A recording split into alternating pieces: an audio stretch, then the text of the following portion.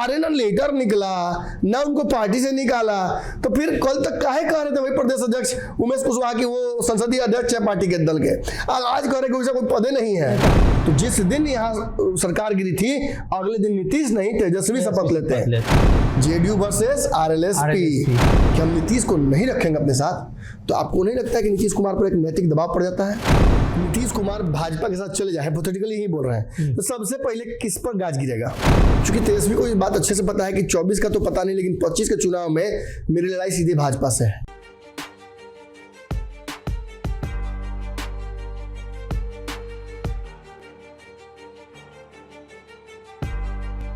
नमस्कार, पंचनामा देख रहे हैं आप, जहां हम करते हैं खबरों की चीरफाड़।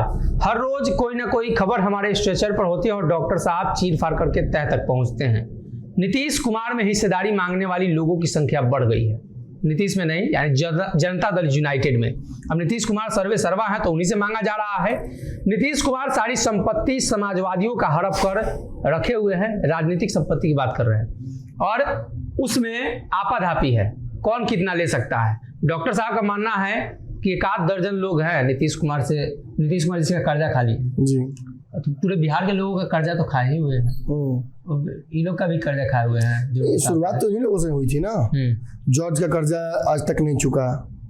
जॉर्ज का कर्जा लगता है कि अभी अपने जो नहीं कहा था कि अभी जो करोगे यहीं भरोगे, उसी से चुका पाएंगे, क्योंकि और कोई तरीका तो है नहीं।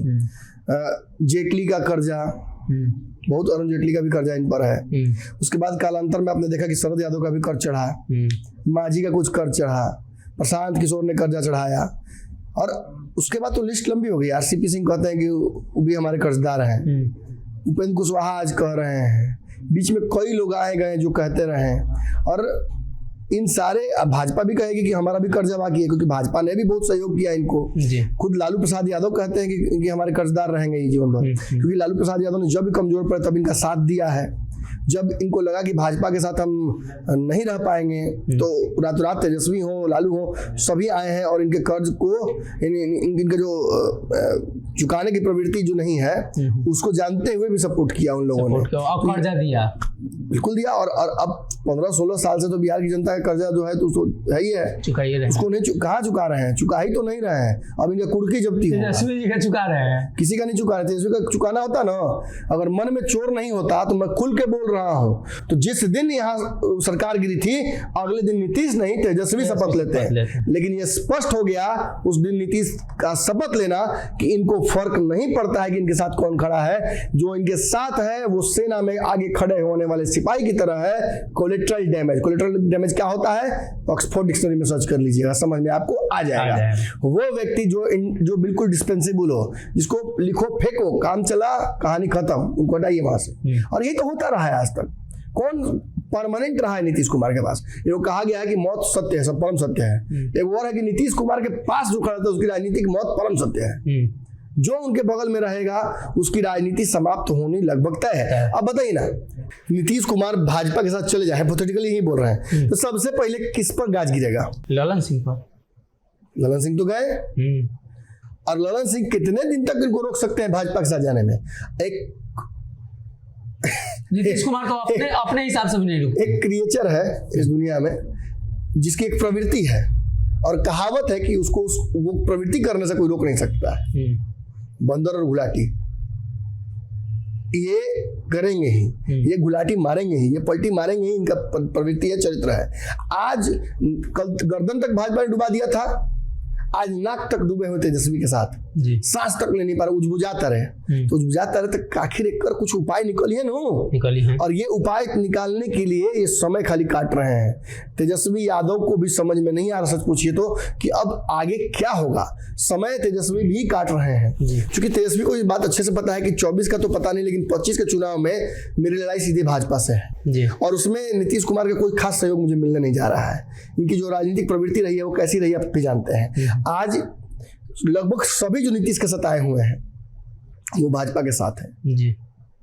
चिराग पासवान हो, आरसीपी हो, उपेंद्र कुशवाहा हो, उपेंद्र कुशवाहा भी चले गए, जुड़ने का है। उपेंद्र कुशवाहा जो बोलते हैं वो नहीं करते हैं। वो आजकल देख रहे हैं खूब बयान में बोल रहे हैं कि हम भाजपा से मरना पसंद करेंगे, भाजपा से जाएंगे, भाजपा में नहीं ज्वाइन करेंगे। टेक्निकली बोल रहे हैं, वहां भी करते कि पार्टी विलय नहीं करेंगे, मिलन खाली करने जा रहे हैं। अब विलय कर लिए, ये होता भाजपा ज्वाइन करने को बहुत बड़ी बात नहीं है। जो ये कहते हैं वो नहीं करते हैं। और आज एक और इसमें दल का नाम आ रहा है मुकेश सहनी का। मुकेश सहनी की भी भाजपा से बात निश्चित तौर पर हो गई है।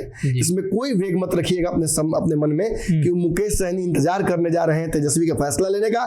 सच पूछिए तो मांझी जी तक ये खबर पहुंच चुकी है कि आपके लिए एक सीट भाजपा ने रख दिया है, उस सीट पर बैठने का मन है बैठिए, नहीं बैठने का मन है तो कोई दिक्कत नहीं है, तैयार रहिए। 24 में लड़ाई सीधी लड़ाई आपसे होगी, आप भी तैयार रहिए। नीतीश कुमार के जो बगल में रहिएगा तक जब गोली चलना, जब गोलियां तीर चलना, तो राजनीति में भी तो नाम देख के मुंह देख के थोड़ा लगता है, किसी को लग जाएगा। नीतीश जी मांझी के आगे कर दिया, आओ जल्दी। ये तो नीतीश कुमार की राजनीतिक प्रवृत्ति नहीं है। आप मांझी जी का नाम ले रहे हैं, मुझे नजर आया कि लवन सिंह को आगे कर देंगे, अशोक चौधरी को आगे कर देंगे। ये सारे जितने किराया वसूलने वाले मैनेजर हैं, किराएदार तो मैनेजर, अब क्या भी मैनेजर है मुकेश जी, तो मैनेजर ही ना गोली पहले खाएगा, पहले मालिक तक तो बात पहुंचेगी नहीं। पहले मैनेजर को भाई कि देखिए ये टाइल टूट गया, देखिए पानी नहीं आता है, देखिए ये समस्या वो समस्या, सब तो उन्हीं को झेलना पड़ेगा। और इसलिए जो नीतीश कुमार के तथाकथित रूप से आज बन गए हैं हितैषी उत्तराधिकारी, वो ये जान लें कि निजाम क्या रहा है। निजाम यही रहा है कि जो उस कुर्सी पर बैठा है इति श्री रेवा खंडे, उनका कहानी वही खत्म हो गया है। और ये नीतीश कुमार ने क्यों किया है आप अब जान लीजिए आज कहानी। नीतीश किसी भी कर्जदार को काहे निपटा देते हैं, अपने से दूर कर देते हैं। आदमी खत्म कर्जा खत्म, वो नियम अपनाते हैं नीतीश जी। आदमी नहीं मेरे साथ है तो उसका कर्जा को लौटाना, अब अगला बार फैसला होगा। 3 बार आया 3 बार गया, लिखित है नहीं, लिखित कहा राजनीति में कुछ होता है, सब मुजबानी होता है। दिया अपने से पद दिया, कहा कि परसों तक कर दे कि नहीं उनको तो पद दिया हुआ है, वो तो बड़े नेता है। आज पद कहाँ है उनके पास?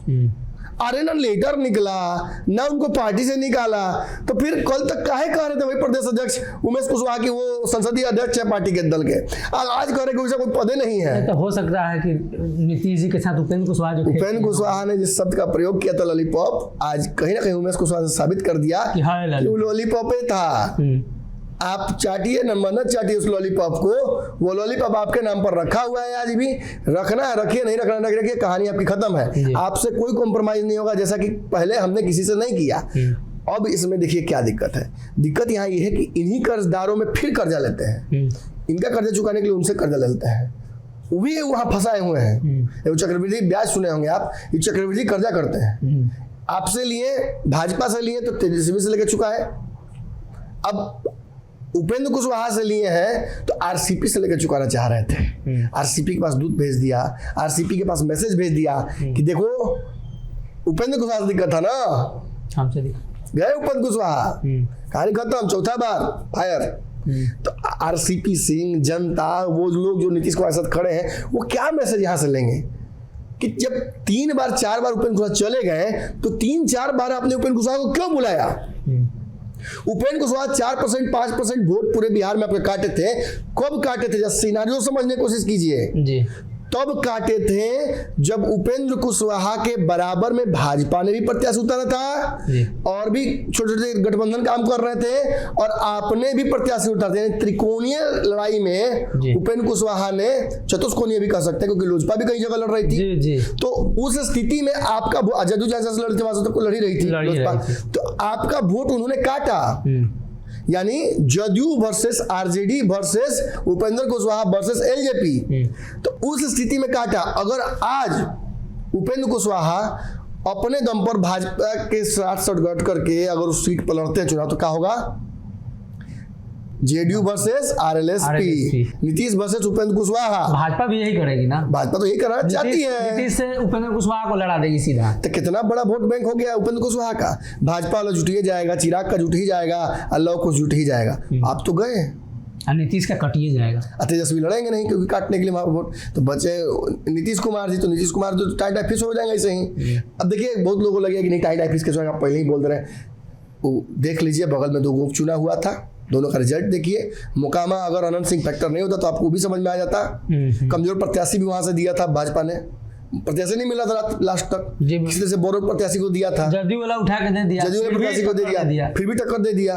लेकिन गोपालगंज और कुढ़नी स्पष्ट तौर पर ये बात इशारा कर रही है कि आने वाले समय में भाजपा ने नीतीश कुमार को और महागठबंधन को तोड़ने का, मरोड़ने का और उसका काट खोज लिया है। ऐसे में नीतीश कुमार से जो आधा दर्जन से ऊपर कर्जदार जो हैं इनके, जिनसे इन्होंने लिया हुआ है, इन सब को कर्ज वापस करने का समय नीतीश कुमार का आ गया है। निश्चित तौर पर नीतीश कुमार एक रणनीति के तहत काम कर रहे हैं। वो जानते हैं कि भाजपा भी उनके इंतजार में बैठी रहेगी। ये सारे दल जाए भाजपा के साथ, कोई दिक्कत नहीं है। अगर नीतीश जिस दिन आना चाहेंगे उस दिन भाजपा इन सारे दलों को एक साइड करके नीतीश को रखना की कोशिश करेगी। लेकिन नीतीश जब भाजपा ये बात बोल देती है सार्वजनिक मंच से कि हम नीतीश को नहीं रखेंगे अपने साथ, तो आपको नहीं लगता है कि नीतीश कुमार पर एक नैतिक दबाव पड़ जाता है कि तेजस्वी यादव आपके लिए बहुत कीमती होता है। उस दिन से तेजस्वी को एक हथियार दे देती है भाजपा की, जाइए नीतीश को दबाव डालिए हमारी तरफ, हम नहीं रखेंगे इस बार। तो ये दबाव बढ़ जाता है नीतीश पर ना, कहने के लिए कम से कम मीडिया के घरानों में खबर चलेगी ना कि नीतीश के लिए नो एंट्री का दरवाजा लग गया है वहां पे। और ऐसे में तेजस्वी अगर चाहे तो मैं बार बार ये बात कह रहा हूं कि यही वक्त है अपने लिए इस कुर्सी को सुरक्षित कर ले नीतीश कुमार से लेकर। नहीं कर पाएंगे तो नीतीश कुमार दोनों चुनाव एक साथ कराएंगे, 25 तक ये सरकार नहीं जाएगी। नीतीश कुमार 24 के चुनाव से पहले सरकार को गिरा देंगे, तेजस्वी को ऐसी स्थिति में डाल देंगे कि तेजस्वी लोकसभा की तैयारी करेंगे कि विधानसभा करेंगे, उनको समझ में नहीं आएगा, छितरा जाएंगे। और उस समय क्या होगा, नीतीश तय कर लेंगे कि भाजपा के साथ जाना, तो क्या होगा, तब तो तेजस्वी कहीं चुनाव के बाद अगर भाजपा से सरकार बनाएंगे तब क्या होगा, तब तो हर बार की तरह तेजस्वी यादव, तेजस्वी फंस जाएंगे। तेजस्वी को काटने के लिए नीतीश कुमार भी वोट काटेंगे, भाजपा भी काटेगी, सारे दल भी छोटे दल हैं, तो तेजस्वी तो फंस जाएंगे दोनों चुनाव में। इसलिए कहीं ना कहीं अपने पत्ते सही खेलना बहुत जरूरी राजनीति में। ये वक्त है जब सारे कर्जदार अपना कर्ज मांग रहे हैं तो तेजस्वी को भी अपना कर्जा नीतीश से उतरवा ही लेना चाहिए जी। तो कहीं ना कहीं मुख्यमंत्री नीतीश कुमार कितनों के कर्जदार हो चुके हैं बिहार की सियासत में, और कई लोग अब कर्ज मांगने लगे हैं। बेचैनी तो बढ़ेगी, उपेंद्र कुशवाहा मांग रहे हैं, बाकी और भी जो लोग हैं वो भी लाइन में है। तेजस्वी यादव के लिए भी अच्छा मौका है, लगे हाथ मांग ले, नहीं तो आने वाले दिनों में नीतीश कुमार, ऐसा हो सकता है कि बैंक जिस तरीके से कर्जदारों को डिफॉल्टर घोषित कर देती है, तो राजनीतिक रूप से नीतीश कुमार को घोषित कर दिया जाए कि इनके पास कुछ है ही नहीं।